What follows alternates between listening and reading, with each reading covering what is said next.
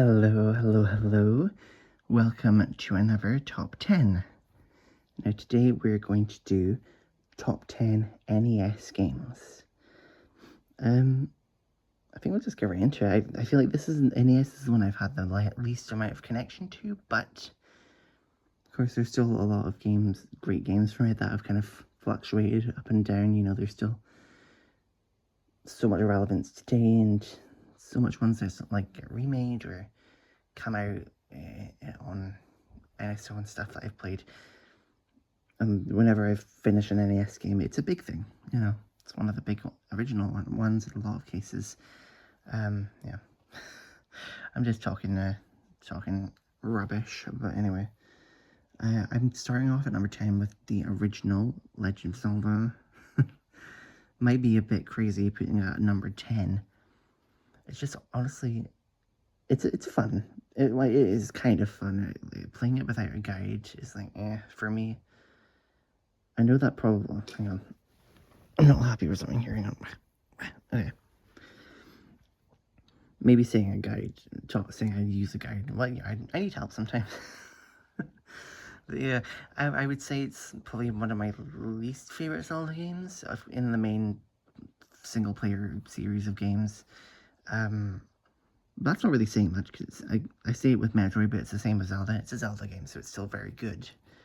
I just never really connected to it as much as I did with other ones, as much as it's cool that I, played through the first Zelda game. Yeah, it was fun, And following that up with the adventures... Oh no, I'm not following up with that, that's later. I don't know, I'll just keep talking about the first Zelda then. Yeah, it sets up a lot of the credentials for Zelda, of course. And it's fun to play for that, for sure. Let's get my fur, hang on. Okay. And then we'll just go on to the next one, which is The Adventures of Lolo. I don't know, maybe I would, on second thoughts, put Zelda over this one, but I don't know. If you're not familiar with this game, for some reason they just don't really... Low and Low just don't show up a lot in, like, future Nintendo games, like Smash. Even though, like, they have a series of free games, which is crazy. I've not played the other two, because they haven't been available for me to play.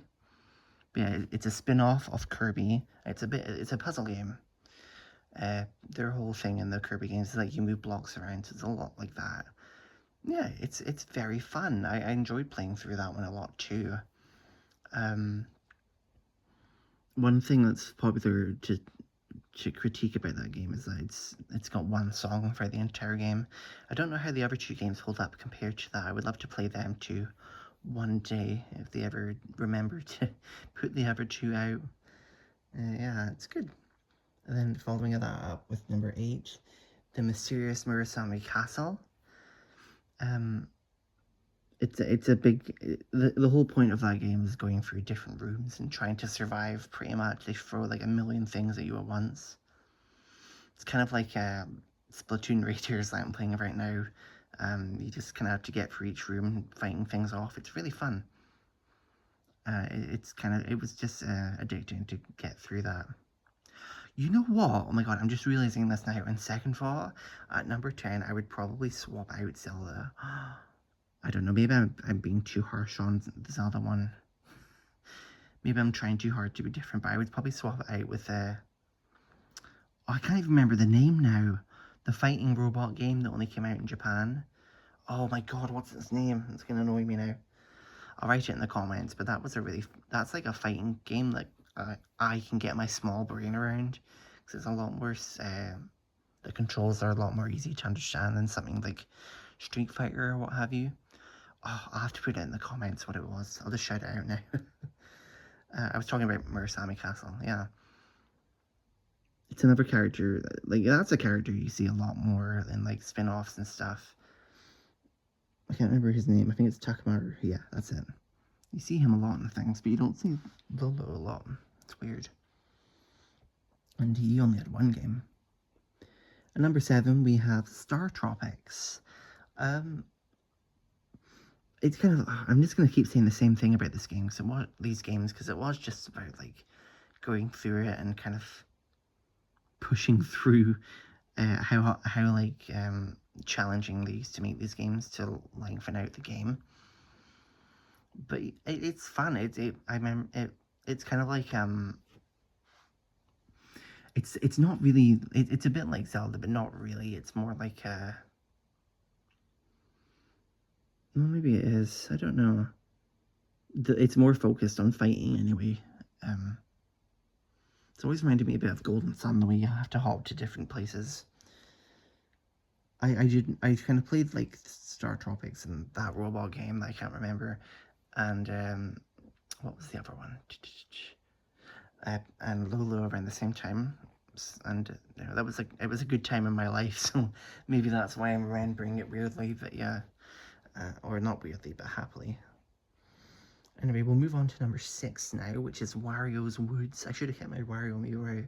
I just filmed the Game Boy one. Wario's Woods is maybe it's recency bias because I just played this not too long ago, but it's I've really got into puzzle games this year, and Wario's Woods was just so much fun to just every now and then just sit through and play. Very challenging, but it's fun. I think it's probably my second favourite puzzle game I played this year because I've been really into them. From Panel to Pawn. Maybe. No, probably, actually, yeah.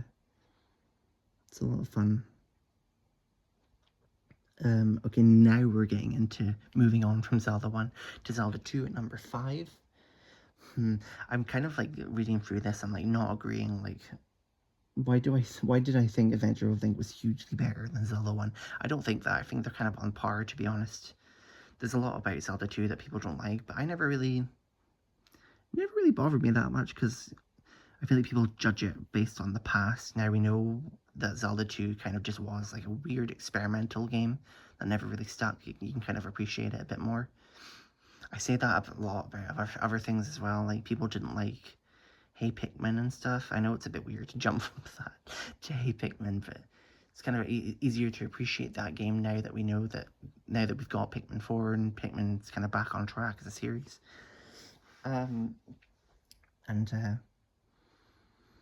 Yeah, I would say that about Metroid Federation Force as well, but it's debatable. I don't like that game. And the new Metroid Prime, it was, yeah. I'm sorry, I got into a tangent again. Yeah, Adventures of Link. I'm just going to talk about it the way I did the other games, you know, just getting through it and you know, you do have to try. Did have to try and like really get myself to sit down and play it, but once I did, it was fun. And next we have at 4 we have Fire Emblem Shadow Dragon. Was it called Shadow Dragon originally? No, was it? I think it was called Mystery of the Emblem, and then the second one was New Mystery of the Emblem, right? In Japan originally. I don't know, but anyway, Shadow Dragon, which is the remake I played. It's great. It's some really great Fire Emblem time. Another one I played recently. I don't think it's as great as some of my favorites, which really. I mean, the story was fine. You know, the characters are fine. It's not one of my favorites, but I do remember really enjoying it a lot. I really liked it actually. Like gameplay wise, I don't know why, but I really did find it to be one of my favorites. Well, maybe I don't know. I think I kind of like them all equally. Except from like, no, I don't know. I'm just like talking nonsense. I don't know. Yeah, I like the vibes in that game too. Very. Oh, I'm shaking. Hang on. Kind of dark and edgy a bit. And, yeah. Let's move on to Kirby Nightmare in Dreamland or Kirby's Adventure. Now we got him with the Star Rod there. It's a really solid one. Again, I played well, maybe I did play for the NES one, but I played Nightmare in Dreamland, and it's great. I really love like the relationship Kirby has with DDD in that game. Like the character development that they were doing around that time was really great. The switch up when DDD was in the mid-loft from going from villain to like one of the heroes, maybe kind of. He's still like kind of low-key a villain sometimes. but he's usually like mind controlled. I'm talking nonsense again. It was really fun, and the whole story just felt really iconic to play through with the Star Rod and everything. The significance that has in the Nintendo ethos, yeah, really solid. Again, it's Kirby. Kirby is known for just having really on point games throughout. Next up, we have got Metroid Zero Mission. Oh, I should have brought my Zero Suit Samus amiibo through. It's fine. But yeah, Zero Mission. It's kind of like it's. You can tell it was kind of a game that was supposed to introduce people to the series because it is a lot easier, and it's a bit more like it feels a bit more basic than other Metroid games. Not to say that as an insult, it just is like it's just what it is. It doesn't mean it's any worse or any better. It just yeah, that's just what it is. It's it's really high because it's a Metroid game. Like the numbered Metroid game, first numbered Metroid games and the first 3 Prime games that are going to be spectacular. Anyway, so yeah. I just yeah, the music and it has like the most iconic music in the series. It's not some of my favorites. I mean, it's recognizable, but I would say my favorites are more from the Prime games, and a bit more from Super Metroid. But I do really appreciate the music in the first one.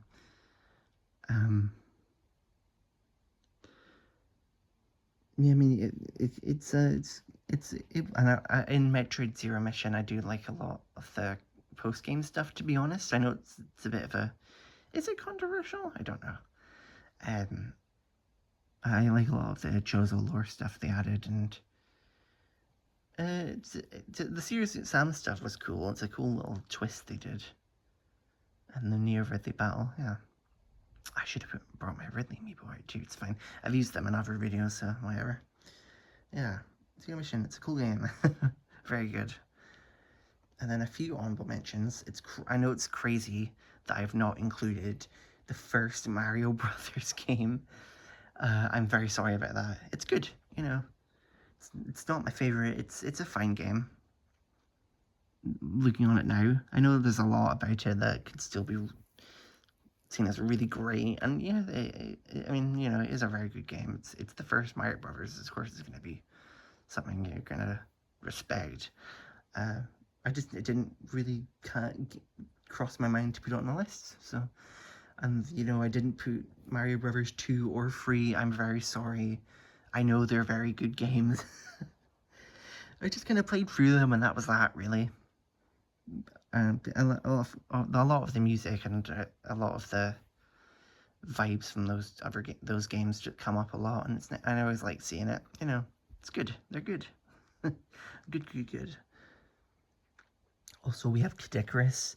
I never really properly found myself really super enjoying that one, to be honest. I kind of just got through it and I was like, that's cool. You know, it's fine.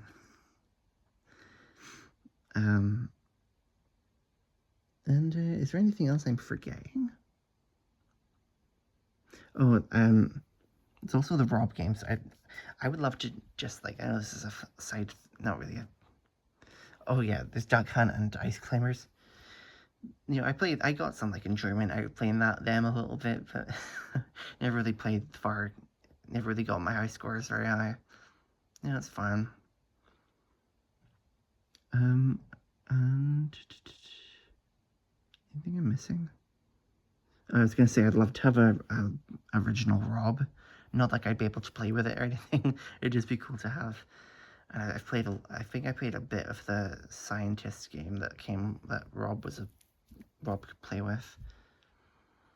Yeah. It'd be cool for them to make like a new little Rob concept with like a Nintendo Online. You could bring out like a new little Rob. It'd be fun. Play the original 2 Rob games. Anyway, we'll just go on to number 1. We've got at number 1 Earthbound Beginnings, or Mother 1, or I don't know, whatever fan names that game used to be called. this game, just like the other ones, it's very hard, but like that's kind of just Earthbound. You kind of keep keep at it, and eventually you get stronger and stronger throughout the game. Um, the game is like, first of all, the music is great, and it came with that album, which has like some lovely songs in it. Like I love Pollyanna, I Believe in You. That song's gorgeous. It's one of my favorite songs. It's just such a feel good one. Yeah, that game is it. I feel like people kind of write it off, and I used to, but I played it and it had so much soul in it. You could just feel how I mean, if you know much about Earthbound, you know how that series came about. It's got so much love put into it, and it's still full of like so much fun ideas and fun and like quirky dialogue that the series is known for. Yeah, just I love the Mother series, so if it's on a list, just like Metroid or Zelda, it's going to be quite high up. Well, not Zelda this time around. Sorry, sorry to the classic Zelda fans.